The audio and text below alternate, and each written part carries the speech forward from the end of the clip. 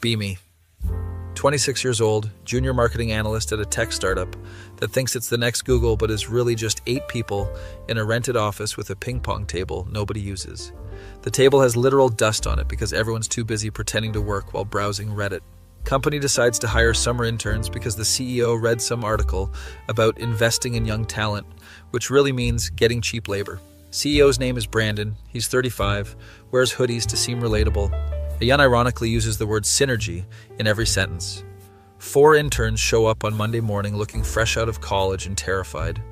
3 guys who look like they stepped out of a Patagonia catalog, all named some variation of Tyler, Chad, or Jake. And 1 girl who barely makes eye contact with anyone walks in like she's trying to be invisible. Her name is Emma. She's 22, just graduated with a marketing degree from some state school, and has the energy of someone who's perpetually apologizing for existing. First day orientation, she knocks over the entire coffee pot in the break room within the first hour. Hot coffee everywhere. She looks like she's about to cry or possibly faint. It's fine. It happens all the time, I tell her, while internally screaming, because that was the good coffee, not the shitty office stuff we usually drink. Yet the good coffee costs like $20 a bag, and Brandon only buys it once a month as a morale booster. She apologizes like 6 times in rapid succession, each apology getting quieter. I'm so sorry, I'm so clumsy. I should have been more careful, I'm really sorry. Oh God, I'm sorry. Grabs paper towels and speed walks back to her desk like she's fleeing a crime scene. My coworker Jake, actual Jake, not intern Jake, leans over from his desk. Dude, that intern is terrified of literally everything. She apologized to the printer earlier when it jammed. She's just nervous, first day jitters, everyone's like that. Bro, she whispered sorry to a machine. That's not normal anxiety, that's like therapy level stuff. Fair point, but I feel bad for her. And over the next few weeks, Emma gets assigned to shadow me because apparently I'm approachable and patient, which is corporate speak for you're not an asshole like everyone else here. Our office manager, Linda, literally said, "You're the only one who won't make her cry, so congratulations. You're a mentor now." Emma follows me around like a lost puppy, taking notes on everything. As I'm talking about market segmentation, and she's writing down every single word like I'm delivering the Sermon on the Mount. You don't need to write down everything I say, most of this is just common sense. But what if I forget something important? Emma, I just said we should probably have lunch before the 2 p.m. meeting. That's not exactly groundbreaking strategy. She's actually pretty good at the work when she's not having a panic attack about whether her email font is too casual. One day she spends 15 minutes debating fonts. Is Calibri okay or should I use Arial? I don't want to seem unprofessional. What about Times New Roman? Is that too formal? Oh God, what about Comic Sans? That's definitely wrong, right? Emma, literally nobody cares about font choice. I promise you the client is not going to reject our proposal because you used Calibri. Oh God, I'm overthinking again, aren't I? Yes, you are, but I don't say that because she looks distressed. You're being thorough, that's a good quality. Just maybe dial it back like 30%. But she's sweet and earnest in a way that makes me want to help her succeed, like watching a puppy trying to climb stairs. It's endearing and also slightly painful. The other interns are aggressively confident business bros who spend lunch talking about their startup ideas, which are all just Uber for something stupid. Intern Tyler. Okay guys, hear me out. It's like Uber, but for dog walking. That already exists. It's called Rover. It's been around for years. Yeah, but this one has blockchain integration and NFT rewards for frequent users. So you want to add unnecessary technology to an existing service? It's called innovation, bro. These conversations make me want to jump out the window, except we're on the first floor, so it would just be mildly embarrassing. Emma, meanwhile, brings homemade lunch in Tupperware containers and reads actual books during break. Not business books, not self-help garbage, actual literature. One day I notice she's reading Catch-22 during lunch, and we bond over both loving absurdist literature. I love how Heller just roasts the entire military-industrial complex while making you laugh. The circular logic is perfect. Right, and the way he uses repetition to show how bureaucracy destroys meaning. Finally, as someone with actual taste around here instead of people who think Gary Vee is a philosopher. We start chatting more during breaks. She loosens up gradually, makes jokes occasionally. Turns out when she's not anxiety spiraling about professional norms, she's actually funny in a dry, sarcastic way. The CEO just used synergy and paradigm shift in the same sentence during that meeting. I think that's corporate buzzword bingo. I almost spit out my coffee laughing. Jed, I had low-hanging fruit and circle back on my mental bingo card. So close. She smiles, a real genuine smile, not the nervous one she usually has. I'm starting to really enjoy having her around. She makes the office less soul-crushing. About 6 weeks into the internship, the company announces we're doing a big presentation for potential investors who might actually give us real funding. Everyone's stressed, working late nights. The CEO is having daily meltdowns about PowerPoint transitions like they're matters of national security. The slide transition needs to be dynamic but not distracting. Brandon yells at no one in particular. Emma and I get assigned to work on the market analysis section together since I'm apparently her supervisor now. We're staying late most nights that week, usually just us in the office by 8 p.m. because everyone else has lives. It's actually kind of nice, no distractions. No intern bros talking about crypto, just focused work and occasional pizza runs. Thursday night we're both exhausted, staring at spreadsheets until our eyes cross. If I have to look at another demographic breakdown, I'm going to lose my mind. I think I've forgotten what sunlight looks like. Is it still a thing that exists? We're getting punchy from exhaustion, making increasingly stupid jokes. Order pizza at 9 p.m. I'd eat it straight from the box while sitting on the floor of the conference room, like college students. This is either really sad or kind of fun, I can't tell which. Let's go with fun, sad is too depressing. We finish around 10:30 p.m., both completely wiped. I think that's good enough.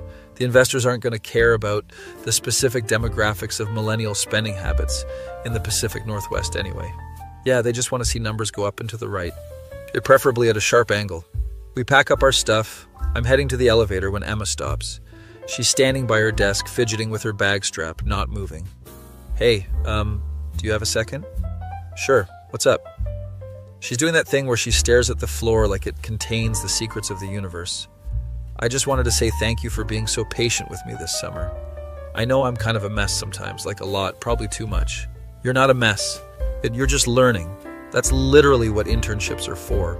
Making mistakes in a low-stakes environment. No, seriously, you've been really great, and I feel like I've learned more from you than from any of my actual classes, which cost like $50,000. So that's saying something. She's still not making eye contact, just staring at the industrial carpet. Emma, you're doing fine. Actually better than fine. Stop being so hard on yourself. Deep breath from her, like she's preparing for something. I want you to know I really appreciate it. And like, if you ever wanted to hang out outside of work, I'd be interested in that as like a thing we could do together, possibly. Oh shit. My brain is short-circuiting like a Windows 95 computer trying to run Cyberpunk 2077. All the warning lights are flashing, alarms are going off, my internal monologue is just screaming abort mission. That's really nice of you to say. Smooth. It's real smooth, absolutely nailed that response, definitely not panicking at all. She finally looks up and her face is red, like tomato red, possibly approaching fire truck territory. I mean, not like weird hangout, just like coffee or something, as friends, obviously, unless you wanted it to be not as friends, but no pressure at all, like zero pressure. Oh God, I'm making this weird, aren't I? She's spiraling and I'm just standing here like an idiot, trying to remember how to form coherent sentences. Emma, I'm flattered, really, genuinely flattered, but there's kind of a professional boundary thing here since I'm technically your supervisor for the internship program. Right, yes, of course. That makes total sense. I should have thought about that. I'm so sorry. Forget I said anything. But please pretend this never happened. It's not that I wouldn't want to. It's just complicated with the work situation and power dynamics and HR policies. Why did I say that last part? What is wrong with me? That's not helping. No, totally understand. Professional boundaries are important. I get it. I should go. This is so embarrassing. She practically runs to the elevator, hits the button like 5 times. I stand there for a solid minute processing what just happened, completely frozen. I drive home, replaying the entire conversation in my head on a loop. She's cute, she's smart, we get along really well, we have actual conversations about books and ideas. But she's an intern, I'm her supervisor, that's a whole HR nightmare waiting to happen, like a ticking time bomb. Plus, what if it goes badly and makes the rest of her internship awkward, and she ends up leaving or crying in the bathroom? What if people find out and think I'm taking advantage of the power dynamic? And I'm overthinking this, probably nothing will come of it, we'll just be professional tomorrow. Friday morning I get to work early. Emma's already at her desk, aggressively not looking in my direction. Like she's invented a new form of not looking at someone. Morning, she squeaks out without turning around, keeps staring at her monitor like it's the most fascinating thing ever.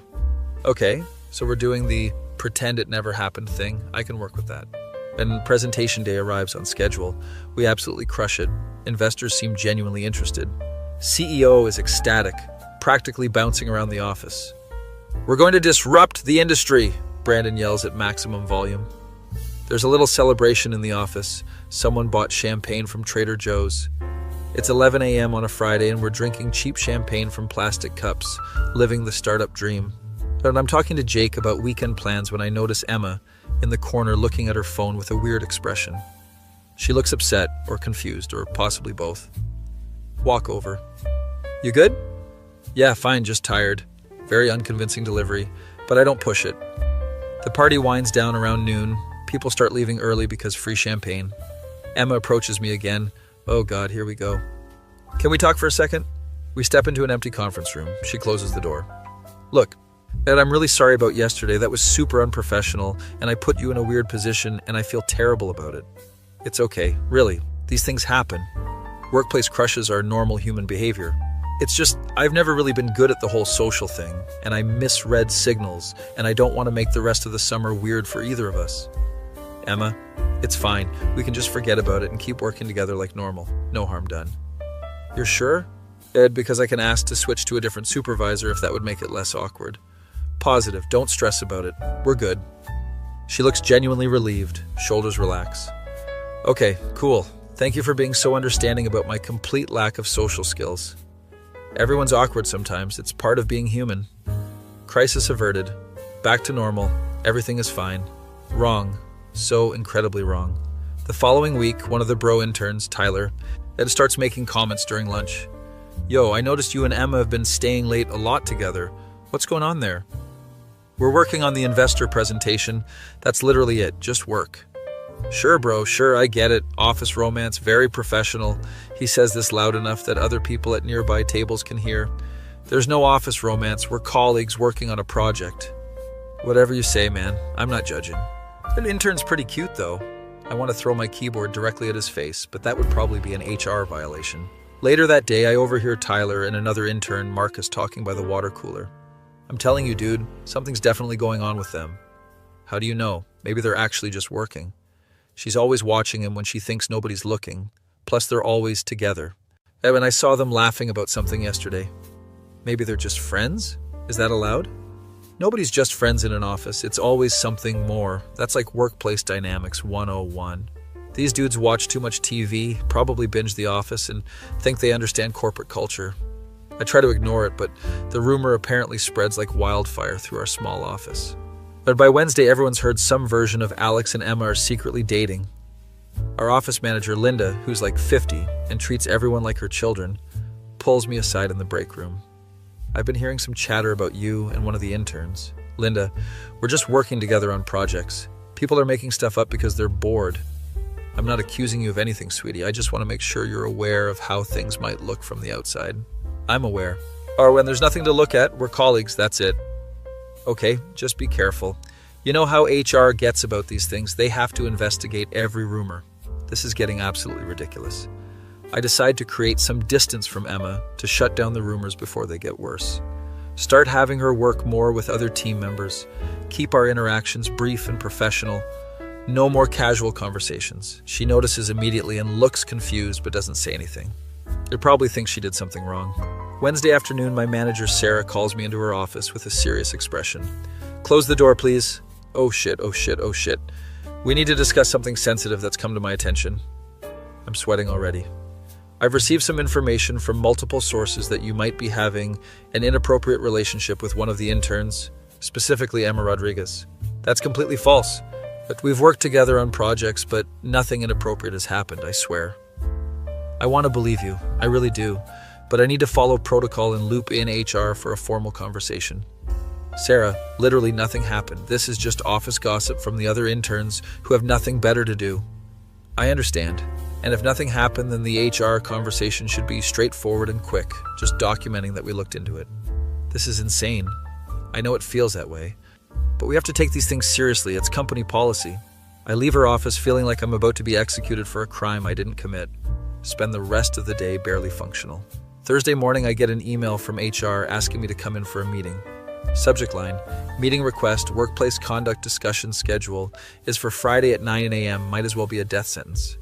Spend the entire day stressing, barely get any work done, just staring at my monitor. Emma tries to talk to me at one point, walks over hesitantly. Hey, is everything okay? You seem really stressed and distant. I'm fine, just dealing with some work stuff. Nothing to worry about. Did I do something wrong? You've been avoiding me all week. No, you didn't do anything. I just have a lot going on right now. She looks genuinely hurt but nods and walks away. Great. Now I feel like an asshole on top of everything else. Thursday night I can't sleep. Just lying in bed, running through every possible HR scenario. What if they don't believe me? What if Emma gets in trouble? What if I lose my job over literally nothing happening? Friday morning arrives, I'm exhausted and terrified. Walk into the HR office at 9 a.m. sharp. Janet, our HR director, who has the energy of someone who's seen every possible workplace disaster, is waiting. She's probably 45, always professional, has a photo of her golden retriever on her desk. Thank you for coming in. And I want to discuss some concerns that have been raised about your conduct with intern Emma Rodriguez. I'm aware there are rumors, but I can assure you nothing inappropriate has occurred. We've only worked together professionally. I've spoken with your manager, Sarah, and reviewed the situation. Can you walk me through your relationship with Emma from the beginning? I explain everything in excruciating detail. The project work, the late nights finishing the presentation, the conversation where she expressed interest and I declined because of professional boundaries. Janet is taking notes the entire time, face completely neutral, impossible to read. And you're certain no romantic or sexual relationship has occurred between you two? Absolutely certain. 100%. I specifically declined when she expressed interest because of the professional boundary and power dynamic issues. That was the right call and shows good judgment. But I need to ask why you didn't report that conversation to HR immediately after it happened. Oh, shit. I didn't even think about that. It never occurred to me. I honestly didn't think it was necessary since nothing happened and we both agreed to move past it professionally. In the future, any situation like that needs to be documented with HR immediately to protect both parties from exactly this kind of rumor situation. Understood? That's completely my mistake. Should have known better. Janet reviews her notes, flips through a few pages. I'm going to need to speak with Emma as well to get her side of the story and verify your account. This is standard procedure, nothing personal. Of course, whatever you need. You're not in trouble at this point. But we need to make sure we've documented everything properly and that both parties are on the same page. I leave feeling like I just survived an interrogation on a crime show.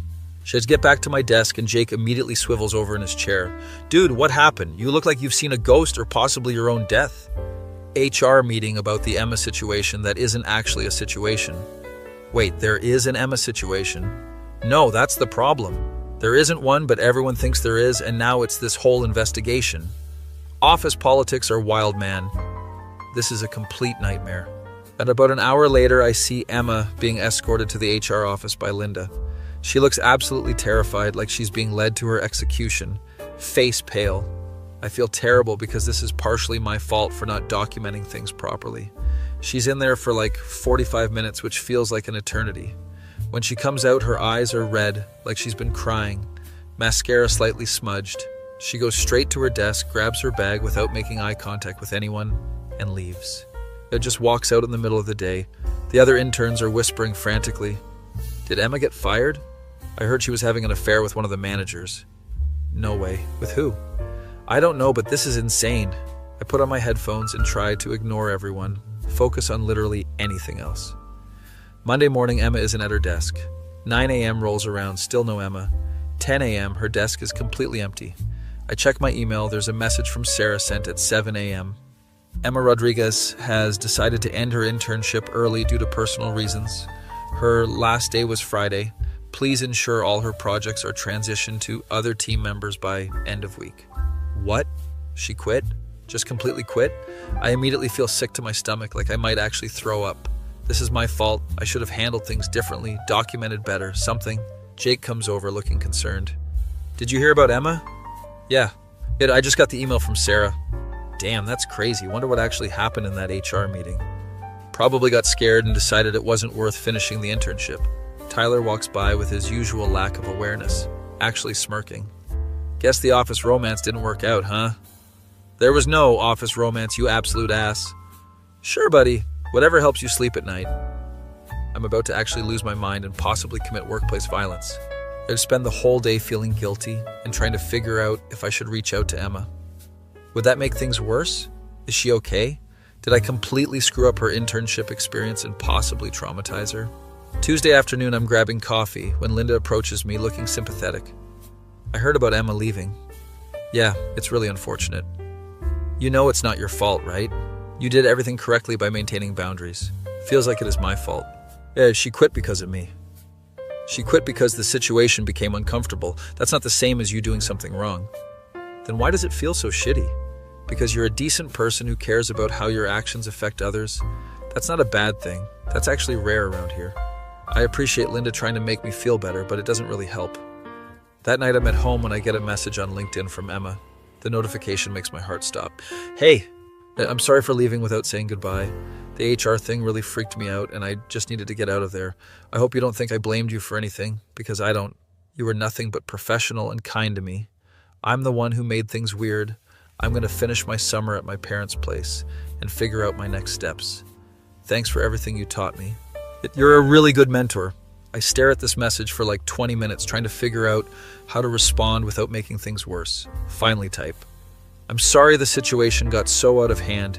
You were a great intern, and I hope this doesn't discourage you from pursuing your career. You have a lot of potential, and any company would be lucky to have you.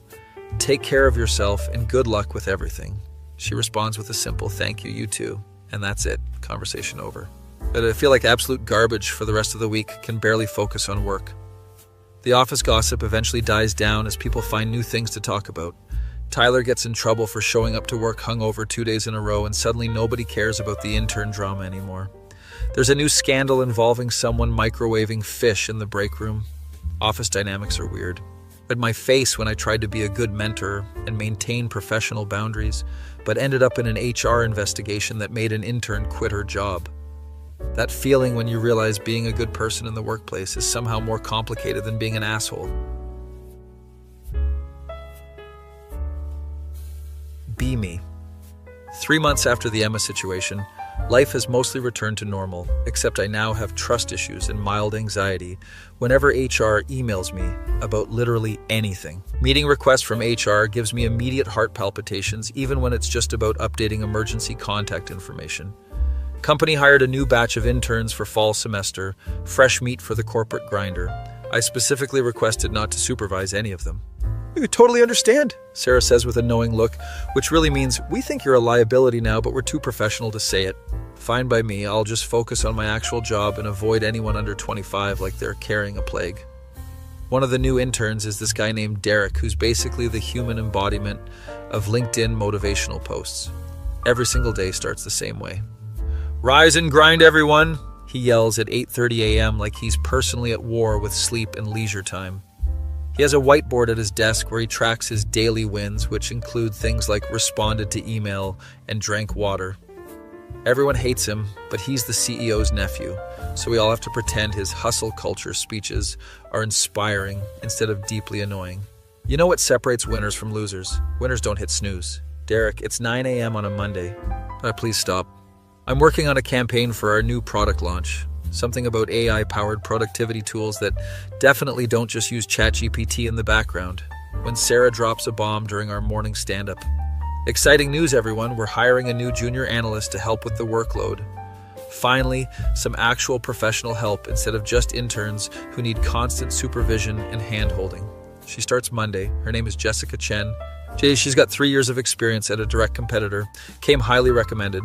Cool, an actual professional who knows what she's doing and won't need me to explain what a target demographic is. Monday morning arrives. I'm in the kitchen making my third coffee of the day. It's 9:15 a.m. I'm already exhausted.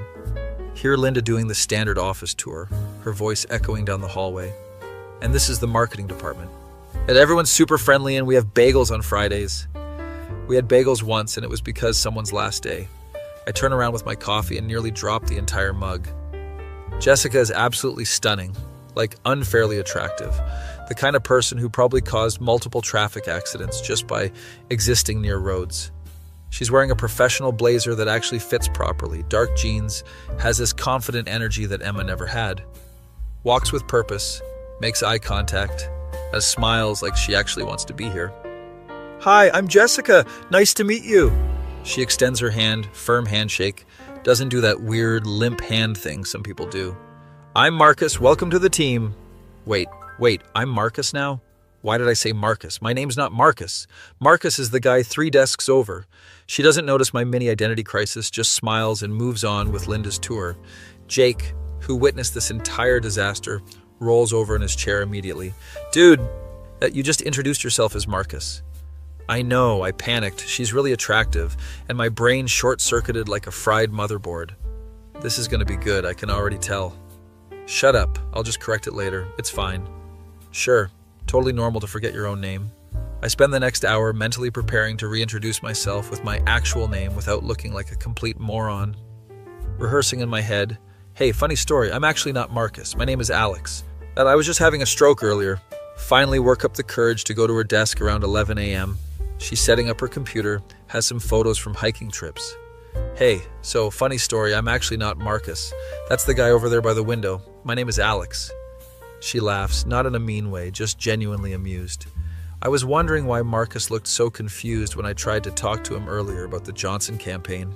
Yeah, sorry, first day jitters. Which is weird because it's your first day, not mine. I've been here 2 years. No worries, I'll try to remember you're Alex and not Marcus, though Marcus might be a better name. It's really not, trust me. She's nice, funny, seems completely normal, and not making me feel like a complete idiot. Over the next few weeks, Jessica integrates into the team seamlessly, like she's been here forever. She's genuinely good at her job, contributes solid ideas in meetings, and actually knows what she's talking about. Doesn't take shit from the bro interns who try to mansplain marketing concepts to her. Derek tries his rise and grind routine on her exactly once. You know what separates successful people from average people? They wake up at 5 a.m. and attack the day. You know what separates annoying people from tolerable people? They don't lecture others about their sleep schedule at 9 a.m. I nearly spit out my coffee all over my keyboard. But Derek looks genuinely offended, like she just insulted his religion. Walks away muttering about lack of ambition and settling for mediocrity. Jessica just shrugs and goes back to her work. From that moment, I know we're going to get along great. Jessica and I start working together on projects because we're both on the marketing team. Unlike with Emma, there's no weird tension, no anxiety, no overthinking. We're just colleagues who work well together and occasionally roast our coworkers during lunch. Did you see Tyler's presentation yesterday? He used the word synergistic 7 times in 15 minutes. I counted 8. You missed one in the conclusion slide where he said synergistically integrated solutions. That's not even grammatically correct. Tyler's relationship with grammar is complicated at best. This is nice, professional, no drama. Exactly what I need after the Emma disaster. But then one Thursday we're working late on a deadline for a client presentation. It's like 8 p.m., everyone else left hours ago. We've been staring at spreadsheets and market data for so long the numbers are starting to blur together. I need a break before my eyes permanently cross and I have to explain to the optometrist that Excel did this to me. Same, my brain feels like mush, like actual oatmeal consistency. Want to grab some food?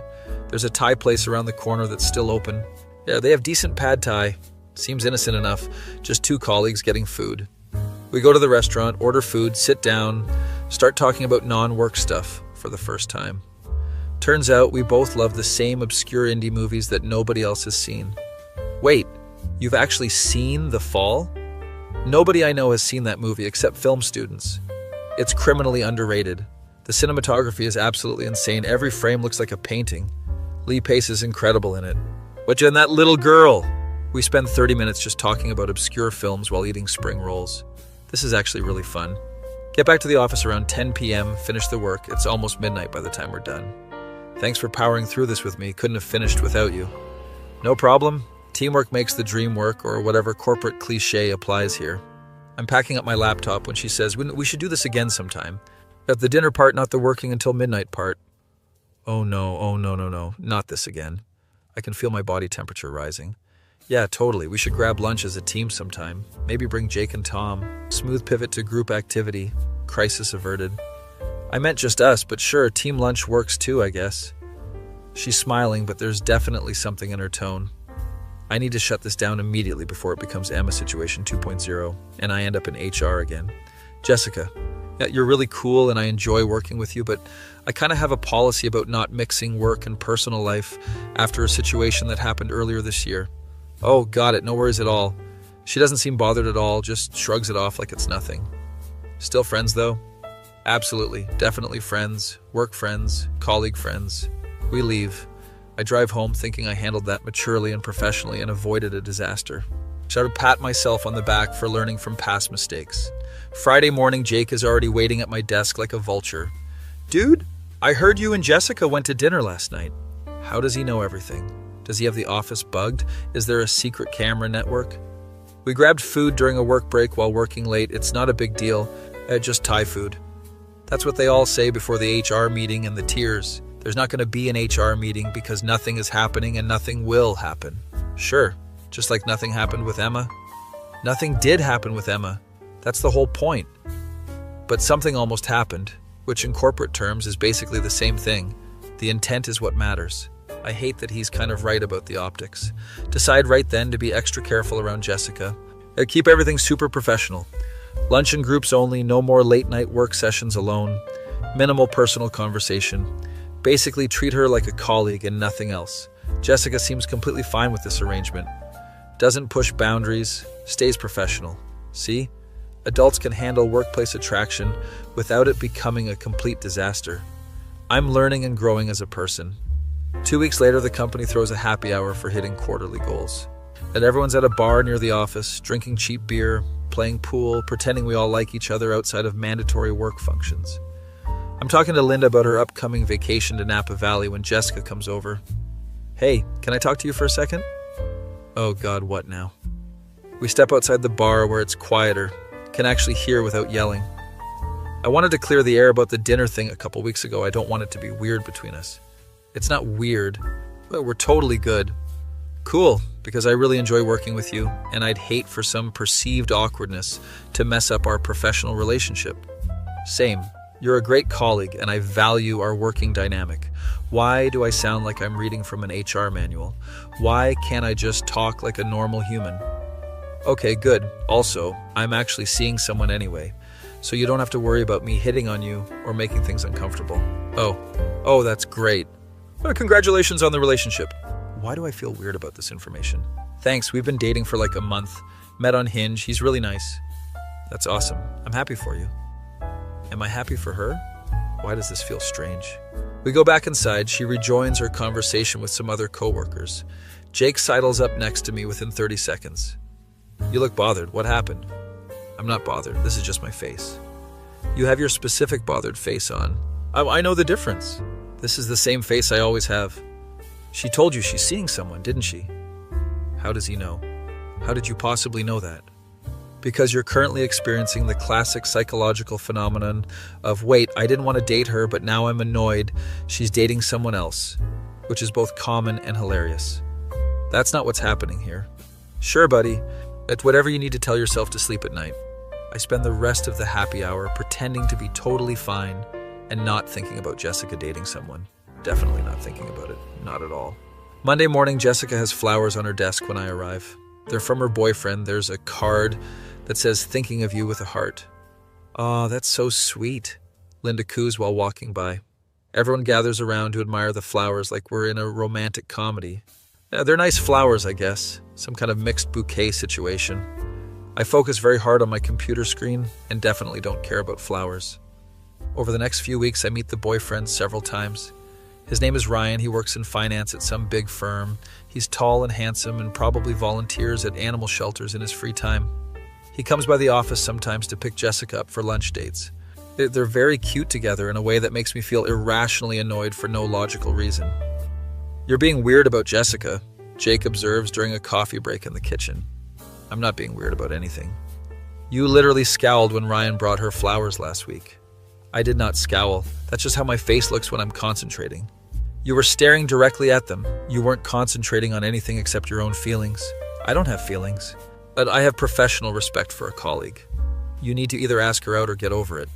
She has a boyfriend, and also I have a strict policy about workplace relationships that I established specifically to avoid disasters. Your policy is stupid, and you're clearly into her despite said policy. I hate when Jake is right, which is unfortunately quite often. Decide to focus on work and stop thinking about Jessica entirely. This works for approximately 3 days before it falls apart. And our team gets assigned to work on a huge campaign pitch, biggest potential client the company has ever had. They're a major tech company looking to rebrand, worth potentially millions in revenue. The pitch team is me, Jessica, Sarah, and unfortunately Tyler, who somehow got promoted to full-time employee, despite being mediocre at best. It's about who you know, not what you know, Jake says when I complain about Tyler. We're working intense hours, multiple late nights, high-stress environment, but Brandon is breathing down our necks constantly. This could transform the company. Don't screw this up. Very motivating. Thanks, Brandon. Jessica and I fall into an easy rhythm working together. Our ideas complement each other naturally. We're actually a really effective team. What if we approach the social media strategy from a community-building angle instead of just pushing products and features?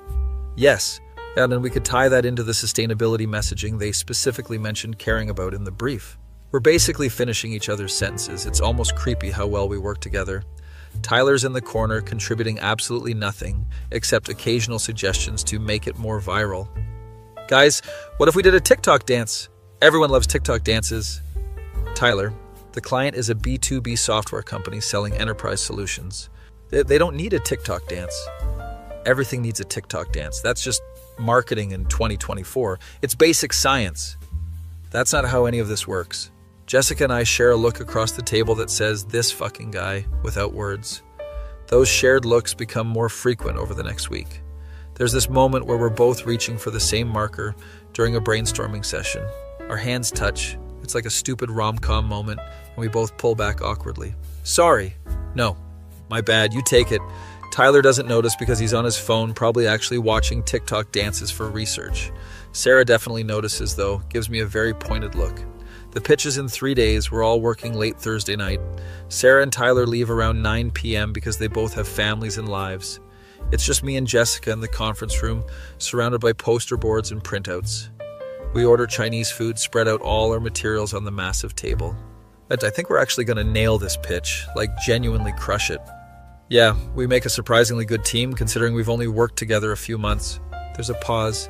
She's looking at me with an expression I can't quite read. Can I ask you something kind of personal? Oh no. Sure, I guess. Why did you really turn me down when I suggested dinner that time? Oh boy, here we go, this conversation. I told you that I have a strict policy about work relationships after a bad experience. But what if you didn't work together, hypothetically? But we do work together, so it's a moot point, completely hypothetical. She's still looking at me. Ryan and I broke up 2 weeks ago. What? Wait, what? Oh, I'm sorry, I didn't know. I thought you guys were doing well. We were fine, just fine. And I realized I didn't want fine. I wanted something more. My brain is actively malfunctioning. It's all systems shutting down. Jessica, even if you're single now, we still work together. That's literally the whole issue with my policy. What if I told you I've been interviewing at other companies for the past month? Wait, you're leaving? Why are you leaving? This feels like getting dumped even though we were never together, which doesn't make logical sense. I got a really good offer from a competitor last week. Better pay, better title, actual career growth. And I'm supposed to give them an answer by Monday. She's leaving. Why does this feel terrible? If I take the job, which I'm probably going to, we wouldn't work together anymore, so your workplace policy wouldn't apply anymore. She's looking at me expectantly, waiting for a response. Are you seriously considering career decisions based on our potential dating situation? No, the job offer is genuinely better for my career. But it does conveniently solve your workplace policy issue, which is a nice bonus. I'm having an out-of-body experience watching this conversation from outside myself. Jessica, I don't want you to make career choices because of me. That's insane. I'm not making career choices because of you. I'm making career choices based on what's best for my professional future and personal happiness. You're just a potential bonus feature in the package. She's smiling. She's trying to keep it light despite the heavy conversation. I need to think about this, like seriously think. The job offer or potentially dating me? Both? Neither? I don't know. My brain is broken. She laughs. Okay, well, I'm accepting the job on Monday either way because it genuinely is a great opportunity and I'd be stupid not to. But if you're interested in getting dinner sometime after I officially leave this company, let me know. No pressure. She packs up her stuff casually, like she didn't just drop a bomb. See you tomorrow for the final pitch prep. Leaves. I sit in the conference room surrounded by campaign materials and half-eaten Chinese food, having a complete existential crisis. Spend the entire weekend overthinking every possible outcome and scenario. If I say yes to dating Jessica after she leaves, am I being hypocritical about my workplace policy that I established for good reasons? If I say no, am I letting a genuinely good thing slip away because of arbitrary self-imposed rules? What if we date and it goes badly and then it's awkward forever, even though we don't work together? What if we date and it goes well and I finally have a functional relationship? Jake texts me Saturday. You're spiraling, aren't you? How did you know? Because I know you. What happened? I explained the entire Jessica situation. Dude, she's literally removing every obstacle you created. Or just date her. It's not that simple. It literally is that simple. You're making it complicated because you're scared. Damn. Jake with the psychological insights. Monday morning, I come in early. There's an email from Jessica, sent at 6 a.m. Accepted the new job offer. Last day here will be 2 weeks from Friday. Looking forward to finishing the pitch with the team and ending on a high note. Very professional. No mention of our Thursday night conversation. And I spend the entire day working up courage. Finally catch her at her desk at 5 p.m. Everyone else has left. Hey, congrats on the new job. That's really great. Thanks. I'm excited but also sad to leave. You guys have been amazing to work with. Deep breath. So, about what you said Thursday night. She looks up from packing her bag, waiting. I think after you officially leave and we're not co-workers anymore, we should get dinner together. A real one, not a work dinner. She smiles, a genuine and warm. I'd really like that. But we need to actually finish your 2 weeks and nail the pitch first without making anything weird or unprofessional. Deal. Completely professional until I'm officially gone and no longer employed here. We shake hands on it like absolute dorks. Jake materializes out of nowhere like a ghost. Did you two just shake hands on a potential date? Were you listening to our private conversation? This is an open office plan with terrible acoustics, and everyone within 20 feet was listening. I look around. Several people are poorly pretending to work while clearly eavesdropping. Tyler gives me a thumbs up from across the room. Finally, bro, I was waiting for you to make a move. Workplace romance. You literally started the rumor about Emma that caused an HR investigation. That was different. That was for my personal entertainment. This is genuine support for your happiness. I hate this office so much sometimes. The next 2 weeks are surprisingly normal and professional. Jessica and I keep things appropriate, finish the pitch preparation, nail the final presentation. The client signs on, biggest deal in company history. Brandon is ecstatic. We're going to disrupt everything. This is just the beginning. Jessica's last day is bittersweet. There's cake and speeches and promises to stay in touch. Linda cries, obviously. I'm going to miss you so much. Derek gives a speech about knowing your worth that nobody asked for. Her last day ends, we all go out for drinks, toast to her success and new opportunities. Ryan shows up. Apparently they're trying to be friends, which seems awkward but not my business. He and I have a weird moment by the bar while getting drinks. Take care of her. She's really special. We're just getting dinner. Nothing too serious yet. Sure. That's what I said too at the beginning. Ominous but okay. Friday night, Jessica's officially no longer employed at our company. We go to dinner at a nice Italian place in the city. It's the first time we've hung out without any work context, and it's slightly nerve-wracking. So this is weird, right? Like definitely weird? So weird. I keep wanting to talk about quarterly projections and campaign metrics. We laugh, and the tension breaks immediately. Dinner is actually really nice. So the conversation flows naturally, no awkward silences. Talk about everything except work. I have a confession to make. Oh God, what? Are you secretly a serial killer? Worse, I started interviewing at other companies partially because I was frustrated we couldn't date while working together. Jessica, I know, but the job really is legitimately better. That you were just the catalyst for me actually looking around. So I'm indirectly responsible for you leaving? You're responsible for me making a better career move and potentially getting a boyfriend out of it? I'd say that's a win-win situation. We haven't even established we're officially dating and she's already calling me her potential boyfriend. Aren't we getting way ahead of ourselves here? Probably, but I'm an optimist by nature. Comes with the marketing mindset. We finish dinner, and I walk her to her car in the parking garage. So, second date?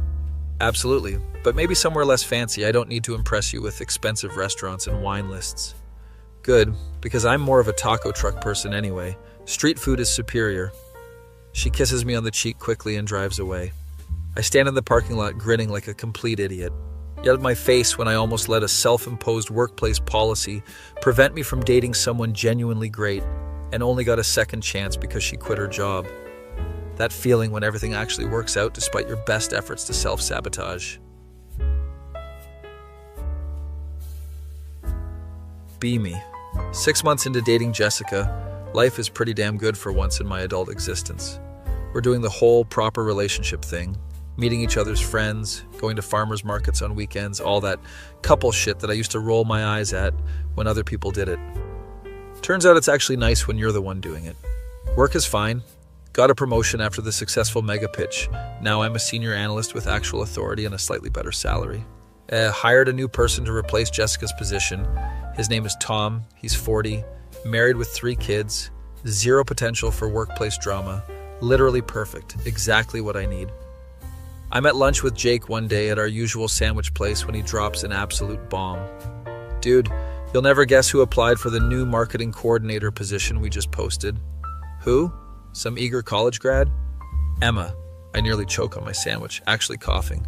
Emma, like that intern Emma who quit after the HR thing almost 2 years ago.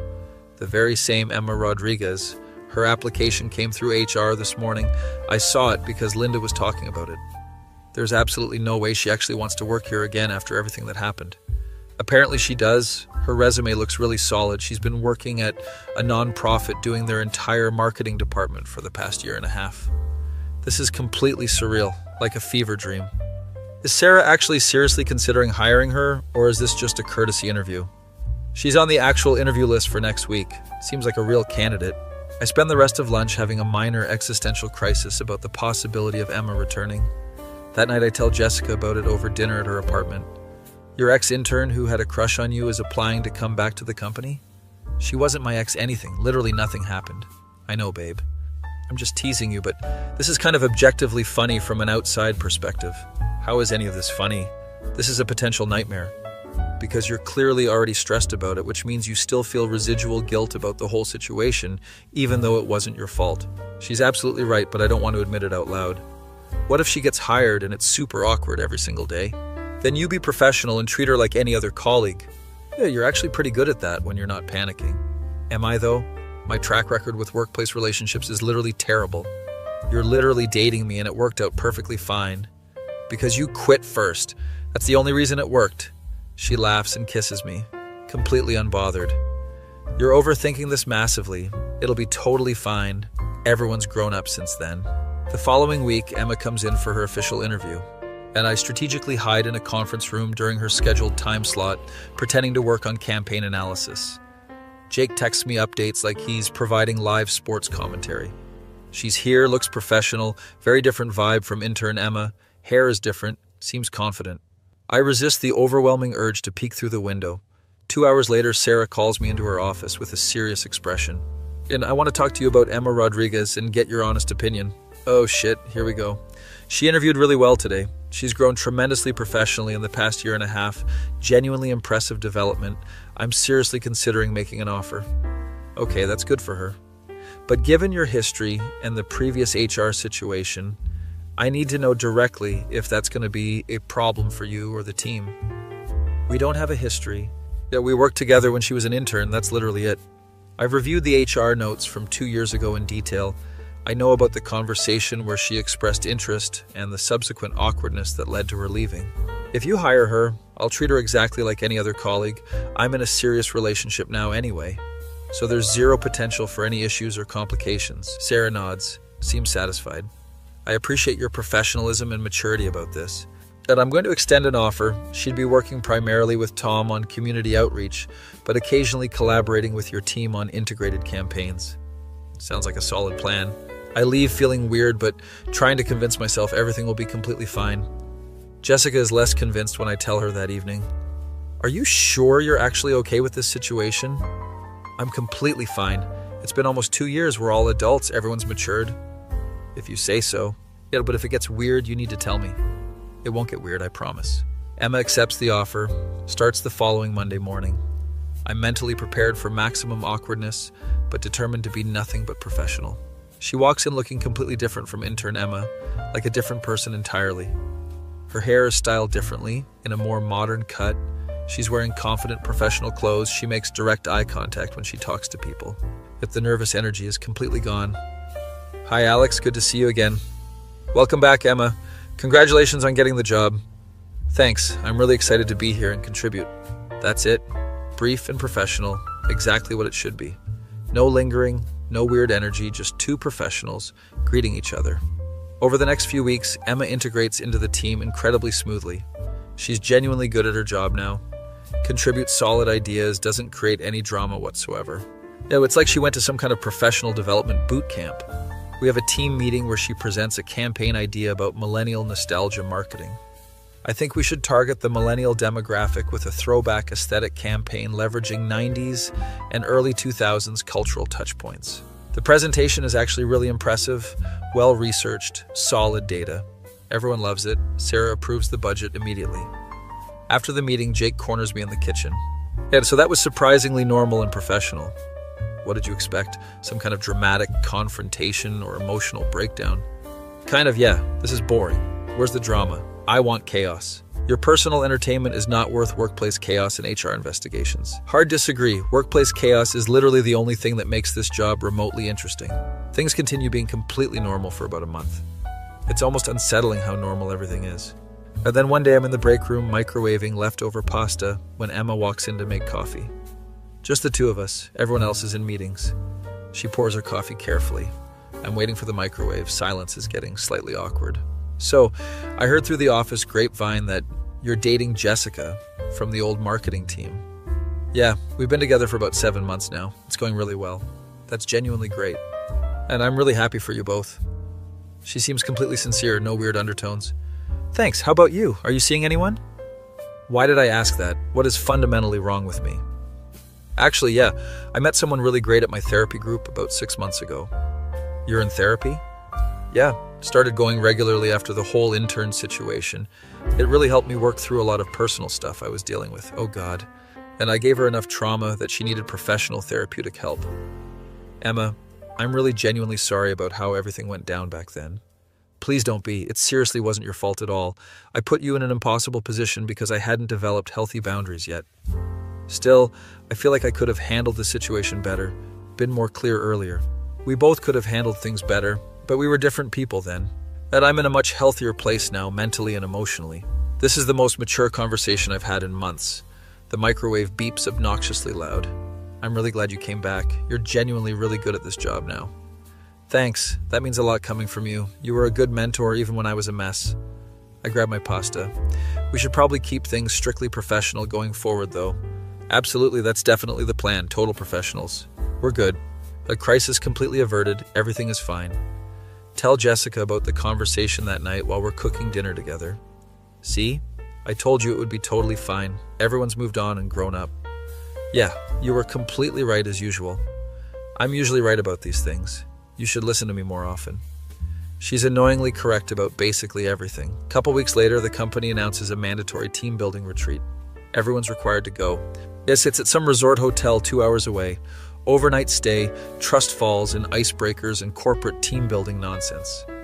I would literally rather stick needles directly in my eyes, Jake says when the announcement is made. Mandatory fun is scientifically the worst kind of fun. I agree. Retreat day arrives. We all pile into company vans like we're going on a field trip. I end up in a van with Jake, Tom, Emma, and Derek, who's somehow still employed. After Derek spends the entire 2-hour drive talking about his elaborate morning optimization routine. I wake up at 4:30 a.m. every single day, immediately do a cold shower for exactly 5 minutes. Then I have my pre-prepared protein shake. Then I do 20 minutes of transcendental meditation while listening to a podcast about cryptocurrency and emerging markets. That genuinely sounds like actual hell, Emma says flatly. I nearly laugh out loud. We arrive at the resort. It's actually pretty nice, and much better than expected. Check into rooms. There's a mixer scheduled for that evening. I'm talking to some people from accounting about quarterly budgets when I see Chiento Emma with a guy I don't recognize. He's tall, has glasses, looks genuinely friendly and approachable. She catches my eye from across the room and waves him over. Alex, this is Marcus, my boyfriend. He drove up to surprise me for the evening, Marcus. The exact name I accidentally called myself when I first met Jessica. That the universe has an absolutely incredible sense of humor. Nice to meet you, Marcus. Welcome. Likewise. Emma talks about you all the time, says you were an amazing mentor during her internship.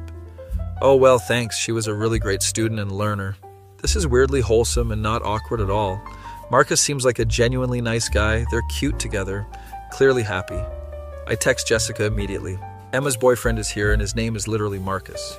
The exact name I accidentally used when we met. The universe is absolutely trolling me. She responds, ha ha ha, that's absolutely incredible and perfect. Also, I miss you. Have fun at your corporate sleepaway camp. Don't do any trust falls. The retreat is actually not completely terrible, surprisingly tolerable. We do team building exercises that are only mildly humiliating instead of completely degrading. There's a trust fall activity where Tyler accidentally drops Derek because he got distracted by his phone. Bro, I seriously thought you had me. I got distracted by a notification from my crypto app. Sarah is absolutely furious. Derek is physically fine but deeply offended. It's honestly the highlight of the entire weekend. That night there's a bonfire with s'mores, very summer camp aesthetic. I'm roasting a marshmallow to perfect golden brown when Emma sits down next to me. Can we talk privately for just a minute? Sure, of course. We walk away from the group towards the lake. I wanted to thank you properly and sincerely for everything that happened last year. Emma, you really don't need to keep thanking me. I genuinely didn't do anything special. You maintained appropriate boundaries when I was being completely inappropriate. And even though it felt really bad at the time, and it was absolutely the right thing to do and I needed that, I'm just glad everything worked out well for you. You seem genuinely happy now. I really am. Marcus is great. Therapy helped tremendously.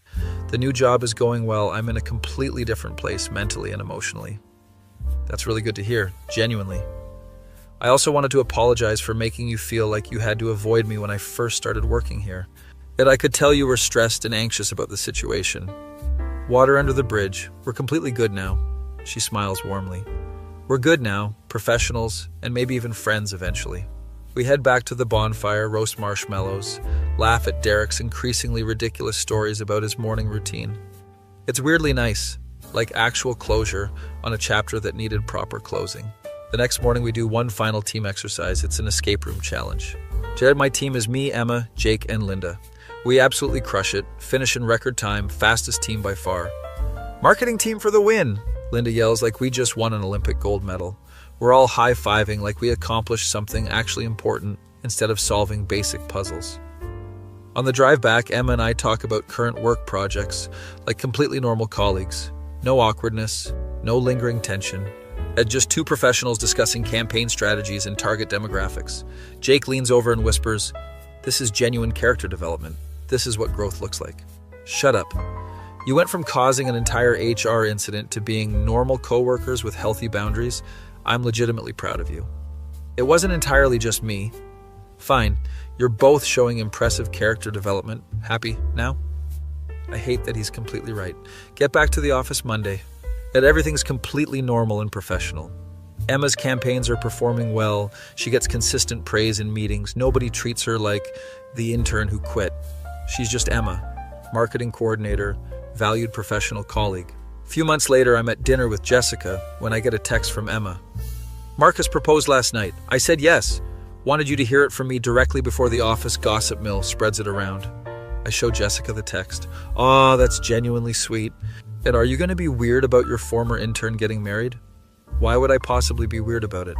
I don't know. You're weird about most things in subtle ways. I'm not weird. You organized your entire bookshelf by color last weekend instead of by author or genre. That's called having aesthetic taste. She laughs and steals a French fry from my plate. Next day at work, Emma announces her engagement during the team meeting. Everyone's genuinely excited and happy for her. There's celebratory cake and cheap champagne, and Linda cries predictably. I just love so much, she sobs into a napkin. Tyler gives an unsolicited toast about finding your soulmate in the digital age that absolutely nobody asked for. Derek talks about optimizing your relationship, which is deeply weird. I congratulate Emma genuinely and sincerely. Thanks, Alex. Hey, you and Jessica should totally come to the wedding if you're free.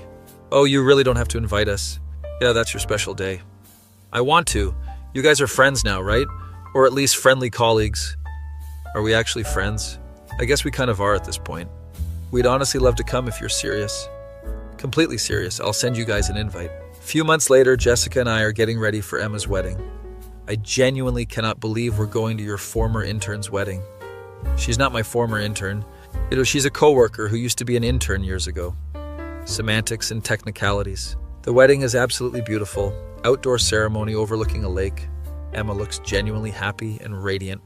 Marcus cries during the vows, which is sweet.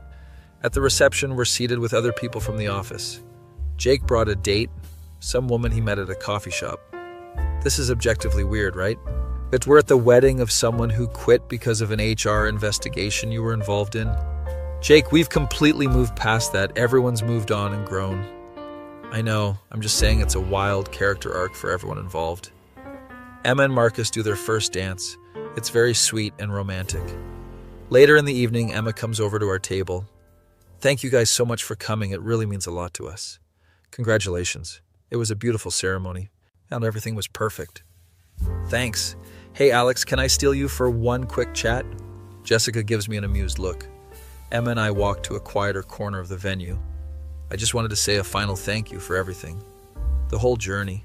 Emma, you've thanked me like 5 or 6 times at this point.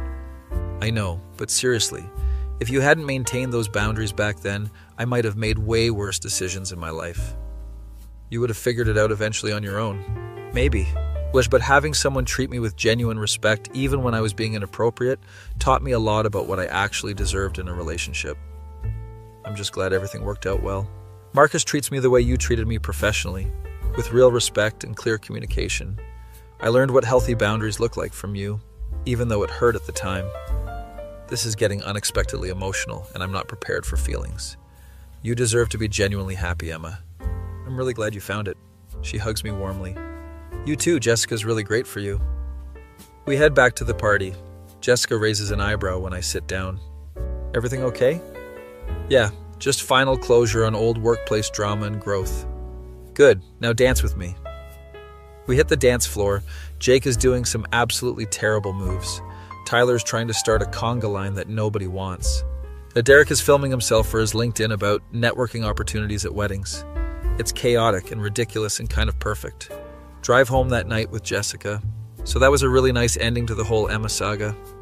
Yeah, everyone ended up genuinely happy. That's pretty rare in life. You know what else is rare? What? You being emotionally mature and handling a situation well. Wow, that's rude. I'm kidding. And I'm actually really proud of you for handling everything so well over time. Thanks. I'm kind of proud of myself too. She laughs. What? You literally caused an HR investigation because an intern had a crush on you. That's not exactly what happened. That's exactly what happened. There were multiple extenuating circumstances. Sure, babe. Whatever you need to tell yourself to sleep at night. We get to my apartment. You staying over tonight? Obviously. And I'm not driving home this late. We watch a movie, fall asleep on the couch together, wake up to my phone buzzing aggressively. It's a LinkedIn notification. Derek has posted a photo album from the wedding with the caption, "Networking never stops even at celebrations. Made 12 valuable new connections at this beautiful celebration of love. Remember to always be building your network. Rise and grind." I show Jessica. Yet how is he actually real and not a parody? I ask myself that exact question literally every single day. Monday morning back at work, everything's completely normal. Emma's on her honeymoon in Greece posting beautiful photos. Tom is working on quarterly reports and projections. Jake is gossiping about something Tyler did over the weekend involving karaoke. I'm analyzing campaign performance metrics for our biggest client. Sarah stops by my desk unexpectedly. Hey, I wanted to let you know we're hiring another intern for next semester. Cool. Who's going to supervise them? I was actually thinking you would be perfect for it. Absolutely not. No way. Not happening. Come on. You're genuinely good at mentoring. Sarah, my intern supervision track record includes 1 HR investigation and 1 person quitting abruptly. Emma came back and she's absolutely thriving. That's actually a success story. That's Stockholm Syndrome. You're not success. It's growth and learning. You've learned from the experience and developed better boundaries. I can see exactly where this is going and I don't like it. Fine, but I'm setting extremely clear boundaries from day 1. That's all I ask. Thank you. She walks away smiling victoriously. Jake rolls over immediately. Dude, you're supervising another intern? Are you actively trying to complete some kind of cycle? What cycle? Intern develops crush on supervisor. And supervisor maintains appropriate boundaries. Everyone experiences growth. Supervisor dates someone else from work who quits first. Original intern comes back as colleague and gets married. Supervisor has learned nothing and agrees to supervise yet another intern. When you say it like that, it sounds really bad. Because it is bad. You're a workplace relationship disaster just waiting to happen again. That's not fair. Jessica and I are completely fine and stable because she quit before you started dating. Exactly. So I've learned to only date people who don't work here currently. That's literally the dumbest possible lesson to take from this. Linda walks by, overhearing our argument. Boys, stop arguing about Alex's complicated love life and get back to actual work. Yes, Linda, we both say in unison like scolded children. That night I tell Jessica about the new intern supervision situation. You're supervising another intern after everything? Apparently I'm good at it, despite literally all evidence to the contrary. Just don't let this one fall in love with you. That's not something I can directly control. Sure it is, just be significantly less charming. I'm not even charming. You're definitely charming in a dorky way. It's honestly annoying. She kisses me. I'm kidding. You're going to do great. Just remember everything you learned. Which is what specifically? Clear boundaries from the start, consistently professional behavior, and if anything gets even slightly weird, document everything with HR immediately. You sound exactly like a corporate training video. I work in corporate America. We're all basically corporate training videos at this point. Fair and accurate point. The new intern starts the following week. Her name is Sophie. She's 21, psychology major.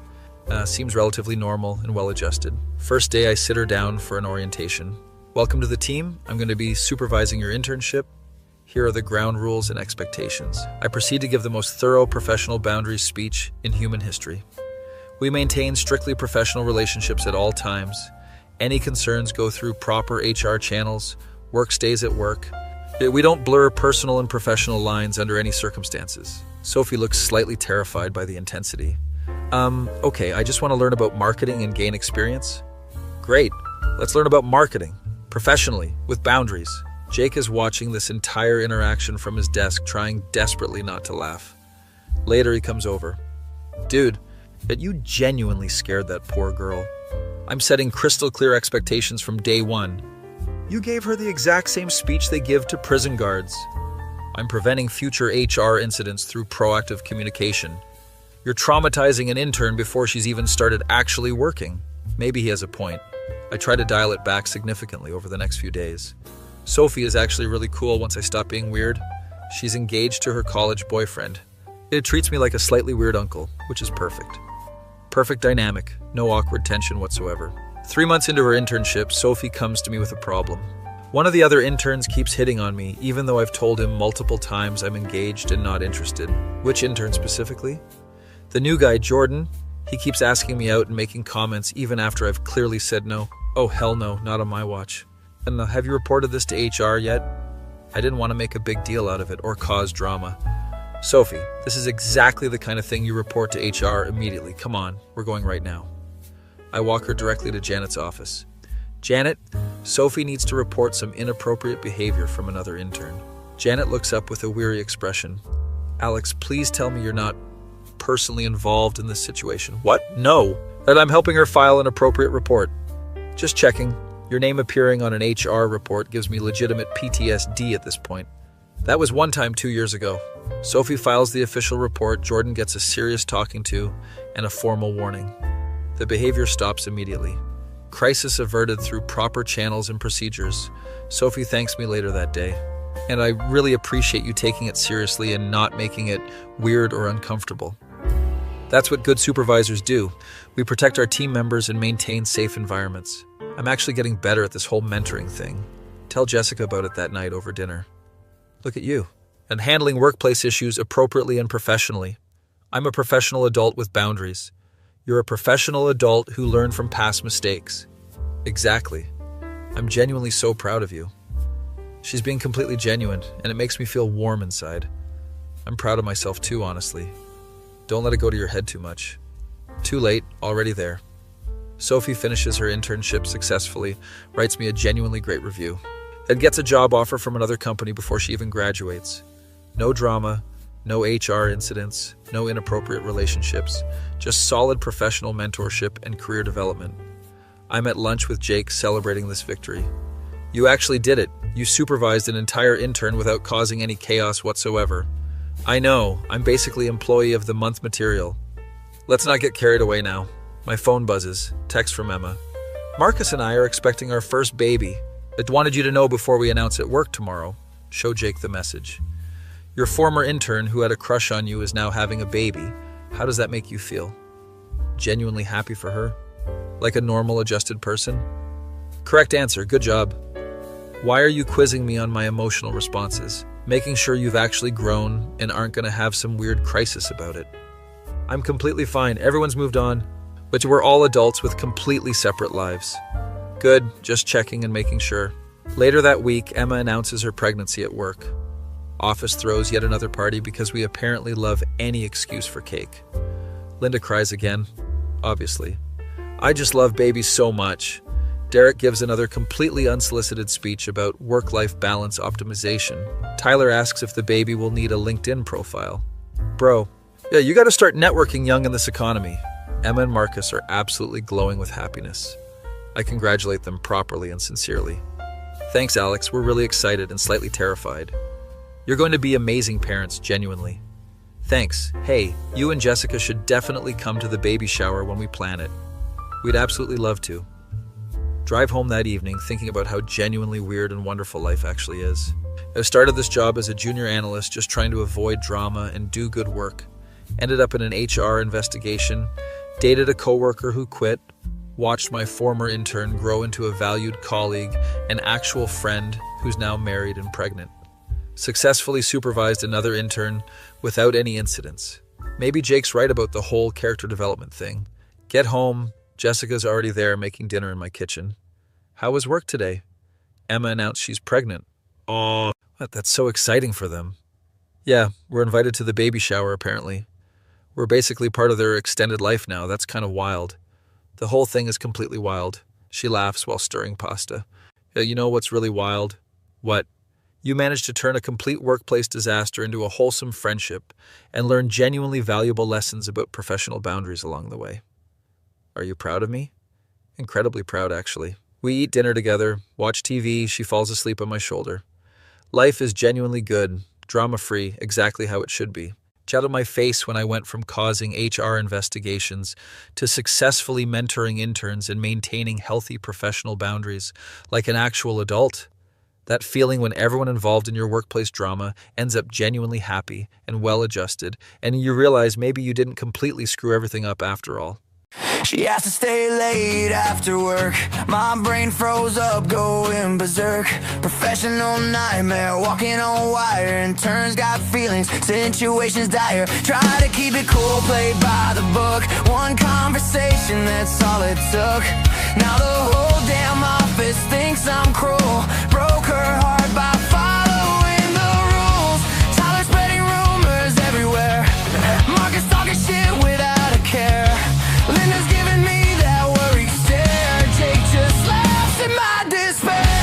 HR called me in today. Nothing even happened anyway. Office drama on display. Why does it always go this way? Tried to do the right thing here. Now I'm drowning in career fear. Emma quit, I felt the guilt. Watching everything I built crash and burn from good intentions. Corporate world and its conventions.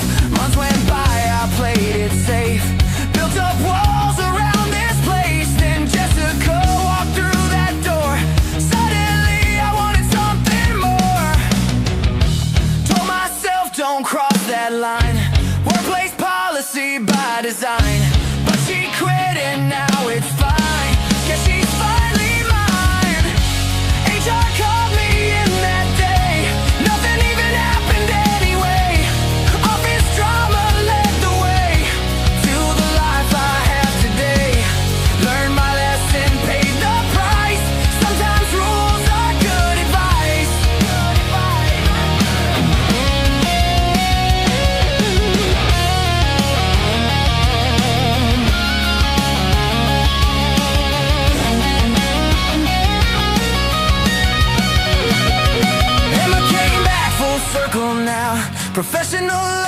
making her bow. Married to a guy named Marcus too.